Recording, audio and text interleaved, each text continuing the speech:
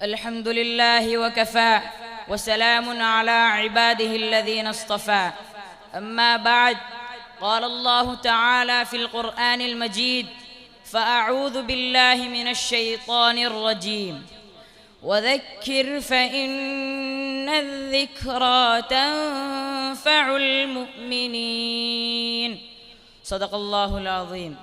मुहतरम सामिईन इकराम, सबसे पहले मैं अल्लाह रब्बुल इज़्ज़त से शुक्रिया अदा करता हूँ कि उसने मुझे इस काबिल बनाया कि इस मौके पर मैं आप तमाम लोगों से गुफ्तगू कर सकूँ। इस मौके पर मैं मदारिस इस्लामिया की अहमियत व इफ़ादियत पर रोशनी डालना चाहता हूँ।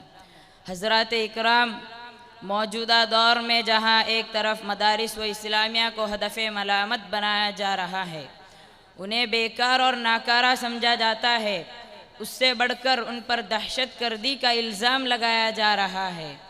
उनके मुदर्रिसीन और तलबा को मशकूक की निगाह से देखा जा रहा है और उन्हें जगह जगह पर निशाना बनाया जा रहा है। कभी उनकी पगड़ी, टोपी और कभी उनकी दाढ़ी का भी मजाक उड़ाया जाता है। कभी बस और ट्रेनों में उनके साथ जुल्म व ज़ियादतियाँ भी की जाती हैं। वहीं दूसरी तरफ मदारिस में ज़िंदगी और रूह का फ़क़दान बढ़ता जा रहा है। अब मदारिस से वो अफराद नहीं निकल रहे हैं जिस तरह माजी में तैयार हुए थे। उन्होंने बड़े बड़े फितनों का मुकाबला किया और कभी बातिल से नहीं डरे और उनसे कभी समझौता नहीं किया। ये हमारे असलाफ़ के कारनामे थे, वो कारनामे हमारे लिए मशालदा है। मुहतरम दोस्तों, ये उम्मत मकरू है जिसको अल्लाह ताला ने पहला सबक इक़रा से दिया, जिससे तालीम की अहमियत बखूबी समझ में आई है। और अल्लाह का फरमान है, कुल हल यस्तविल्लज़ीन यअलमून वल्लज़ीन ला यअलमून, के जानने वाले और ना जानने वाले दोनों बराबर नहीं हो सकते। और एक जगह इरशाद नबवी सल्लल्लाहु अलैहि वसल्लम ने फरमाया, तलबुल इल्मी फरीदतुन अला कुल्ली मुस्लिम। किताब व सुन्नत से ज़ाहिर है कि इल्म एक बहुत बड़ी नियामत है। और ये मेरे नबी सल्लल्लाहु अलैहि वसल्लम के सहाबा इकराम की एक जमाअत ने सिर्फ़ तलब इल्म के लिए अपने आप को फ़ारिग कर लिया था, जिन्हें अस्हाबुस सुफ़्फ़ा कहा जाता था।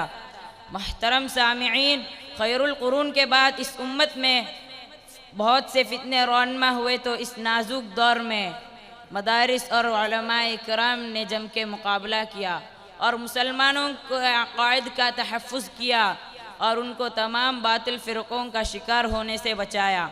हाज़िरीन इकराम, क़ुरआन खुदा का आखिरी पैगाम है और इस्लाम आसमानी आखिरी मज़हब है जो क़ियामत तक ज़िंदा रहेगा।